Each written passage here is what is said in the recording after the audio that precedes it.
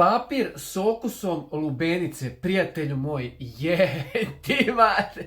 Aj gledaj s čim mi brišemo Šukera, buraz. Ke si ti jebeno lud? Jer parfemi na šupku trebaju bit. Kao i svi drugi nakon što se istuširamo, namažemo se sa roll-onom ispod ruke i našpricamo si šupak s parfemom. Logično. I onda je njihov marketing da naprave da ti šupak miriši odmah. Direkt s papira se prenosi miris na Šukera, da ti miri. I ona ti ide lizat šupak da to njoj bude i okus i miris po lubenici ili grožđu, jagodama, parmezanu, šta god.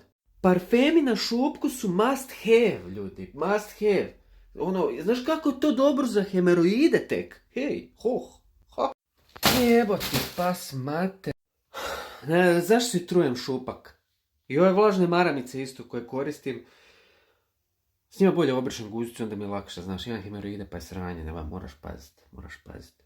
Ali ovo je prevara, ljudi, ovo je prevara, bog te, nemoj uzimati, uzmi onaj čisti koji nema okusa ni mirisa, bog te, mazno si tardiran, jebem ti poruke dok snimam video.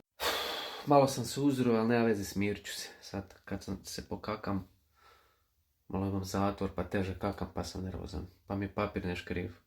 Ja, zajebi ovo, parfemi ti ne trebaju biti na šupku, pička mu materina, onak, nemoj puš to u foru.